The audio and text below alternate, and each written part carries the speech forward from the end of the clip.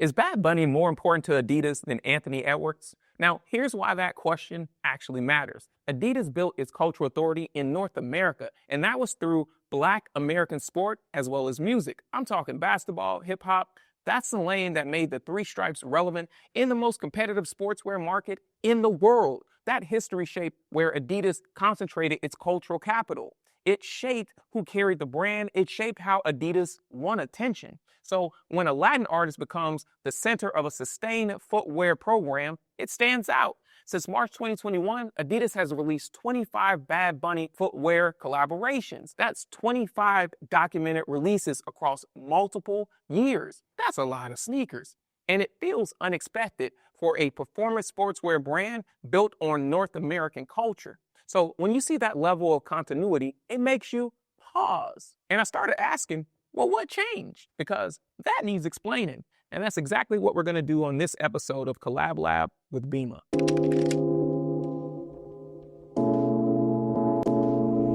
So is Adidas actually depending too much on Bad Bunny? Now, that's just a surface question, but before you answer that, you have to look at what actually happened. Now, the program didn't stay in one place. It began in 2021 with the Forum Buckle Low. That's an archive silhouette in familiar territory. It had 3 colorways in the first year, a very safe entry point, and then it moved. In 2022, the Response CL, it entered the mix, a different silhouette with 5 releases over 2 years. Then the Campus with 4 releases. Then the Gazelle Indoor. And then next, the Adizero SL72 with archive silhouettes fused with this performance tooling. And then you got the Ballerina, a rework of the 2019 Taekwondo silhouette. One model could carry the moment, but then another would step forward. So the program didn't sit on one shoe. It kept rotating, and then it expanded beyond just footwear drops. In August 2025, Adidas mounted an exhibit in Puerto Rico during Bad Bunny's residency. The archive, 150 products on display, more than 115 sneakers never released to the public. An entire body of work presented in one place. A Formula One car ran through the streets of San Juan, the first time one had ever touched Puerto Rican soil. Then, February 9th, 2026, Super Bowl halftime show, Levi's Stadium. Bad Bunny debuts the Bad Bowl 1.0. Not an archive reinterpretation. This is an original silhouette, built from the ground up, bearing his actual name. Now, that program, it didn't plateau. This has expanded. And inside of Adidas, that level of cultural consolidation has historically belonged to very few figures at a time. And for the last decade, one of those was Kanye West. Now think about it. After Kanye, who defines Adidas now? Now, to understand why that question carries weight, you have to remember how Adidas built its power in North America. Now, it wasn't through performance, spec, and product alone. This was actually through Black American athletes and musicians that turned that product into inspiration. In the 1980s, Run DMC stepped on stage as superstars, and they made that shoe a part of the hip-hop uniform. My Adidas wasn't just a song, it was a declaration. Music and product had fused together. In the 2000s, Missy Elliott, she was wearing Adidas, and that helped shape how women saw themselves in sportswear. Pharrell Williams, he repositioned Adidas Originals as a creative platform, not just a retro line. Beyonce's Ivy Park partnership, it pushed Adidas into global fashion headlines. And on the court, that pattern repeated. Kobe Bryant's early years at Adidas, Tracy McGrady's T-Mac line, Derrick Rose as the league's youngest MVP, James Harden building a signature franchise around his game, and you got Anthony Edwards stepping into that competitive lineage today. Now, these weren't isolated endorsements. These were sustained commitments. Let's look at Yeezy. Yeezy didn't just generate over $1 billion annually at its peak. It reshaped Adidas's cultural posture. It pulled the brand into resale markets, fashion week conversations, and global streetwear relevance. For nearly a decade, when Adidas built long-term continuity around these figures sat squarely in Black American cultural influence. Athletes on one side, hip-hop and fashion on the other. That was the pattern, which is why the Bad Bunny escalation, it isn't culturally neutral. Archive reinterpretation is one thing. Signature product development, residency exhibits, Super Bowl debuts, those are something else.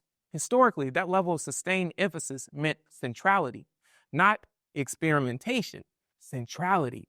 And historically, centrality at Adidas in North America has been anchored in Black American sport and music. A multi-year escalation around a Latin artist represents movement away from that established center, not abandonment. Movement. Those are different things. Now, this isn't just about a collaboration story. It's a visible shift in where Adidas is placing its cultural weight now. And if that's true, why did Adidas sign Peso Pluma after Bad Bunny? Now, in February 2026, during NBA All-Star Weekend in LA, Adidas Originals announced a formal multi-year deal with Peso Pluma. That post went live on Instagram. The caption read, "Three stripes and double P." There was no sneaker attached to that announcement yet, no capsule collection yet, no immediate product drop yet, just a deal.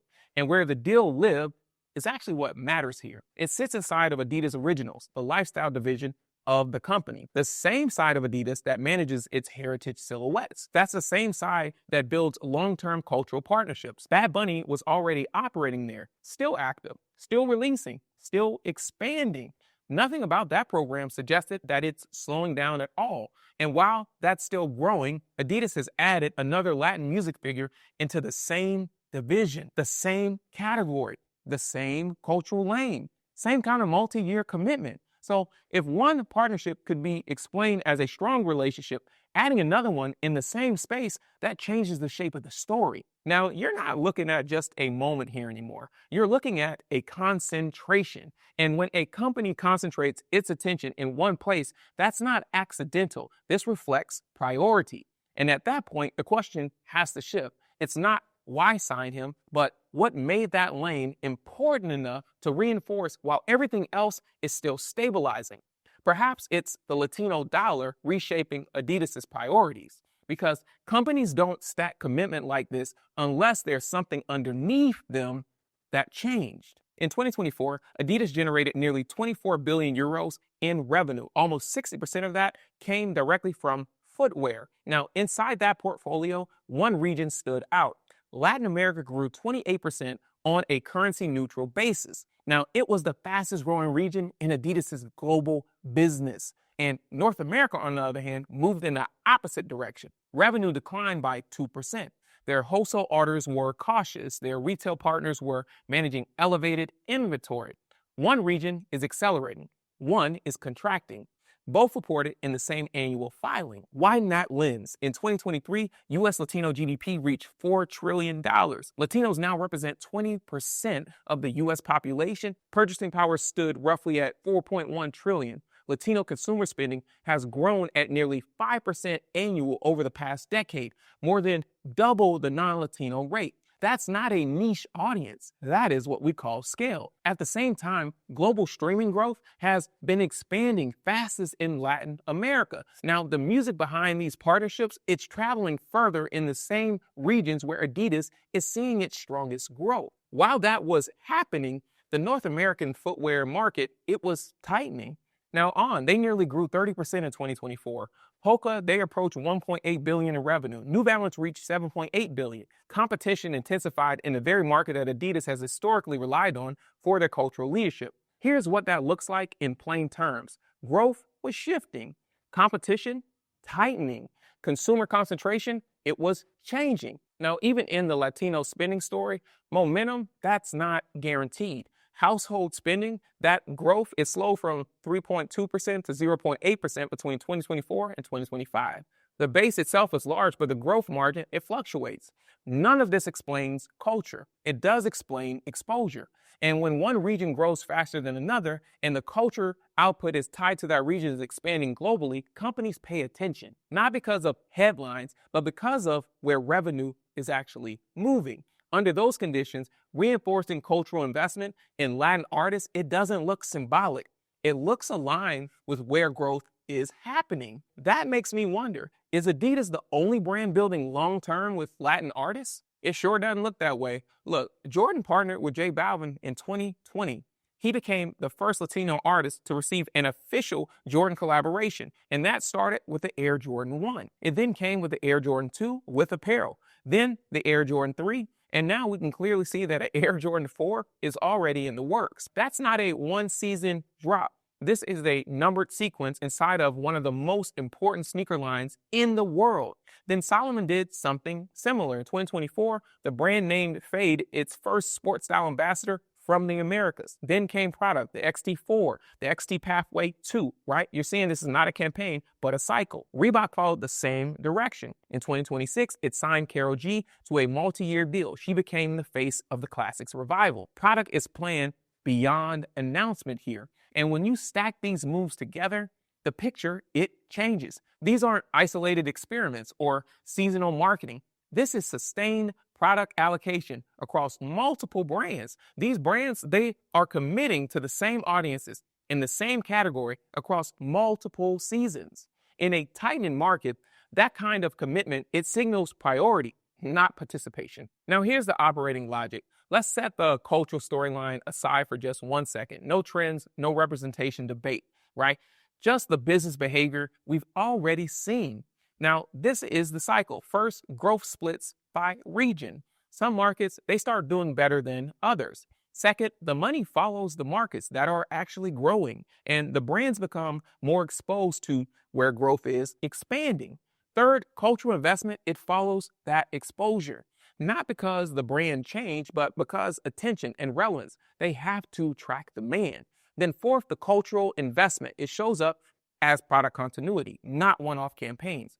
Multi-season programs, I'm talking repeat releases, long-term relationships. And fifth, that continuity keeps the brand relevant where the growth is the strongest because it turns culture into something repeatable. Product, seasons, and shelves. Now, that is the loop. So the story here is this: when the growth moves, brands move money where the growth is moving. And then they build it through repeat product, not one-time moments. The collaboration, it isn't the point. It's just the delivery system. Now, this strategy, just like every strategy, has a breaking point. The strategy isn't a permanent shift in the universe. No, it's a response to pressure. And that pressure only pushes in one direction. And this only holds as long as three things stay true. The first, the growth gap. Latin markets, they have to keep outpacing North America. That lopsided growth is what justifies the weight shift. If that gap narrows, if North America stabilizes or Latin America cools, the urgency, it vanishes. Brands don't lead with culture, they follow with math. Second, the sell-through. Not headlines, not cultural impact, not Instagram likes, pairs out of the door. A 25 release program that's only sustainable as long as the 25th shoe clears the shelf as fast as the first. The second, inventory starts to sit or markdowns creep in or wholesale partners push back on the cadence, that continuity is going to break. And then there's the third pressure, which is credibility. And this is the hardest to measure, but the fastest to actually break. When a partnership feels embedded, it compounds. When it feels opportunistic, it softens demand. Look at the backlash around Willie Travelria's scandal. That wasn't a debate about volume or even distribution. It was about trust. And when trust wobbles, so does the product appetite. Now, if the relationship, it starts to feel like a costume, the consumer is going to walk. And once they walk, that revenue is going to follow. Now, growth has to stay stronger. Product keeps moving. And the connection, it has to feel earned. Now, if growth slows or demand softens or credibility cracks, continuity, it doesn't just fade, it does indeed strain. And at the first sign of real strain, brands will do what they have always done. They will move the money again. Because at the end of the day, brands don't protect narratives. Brands protect returns. Now, Collab Cousins, we started with one question. Why is Adidas shifting so much weight towards Latin artists? Well, the answer isn't just about being cool. It's about how businesses respond to growth opportunities. When one region begins expanding faster than another, brands pay attention. They don't just chase trends. They are chasing investment towards where demand is actually accelerating. They take that energy that once lived in one market and they layer it in markets gaining that momentum. So Adidas is the clearest example, but it's not alone. From Jordan to Reebok, the pattern is similar. When growth moves, brands move with it. So this isn't an identity change. It's a business response because at the end of the day, these brands don't protect narratives. They protect the return.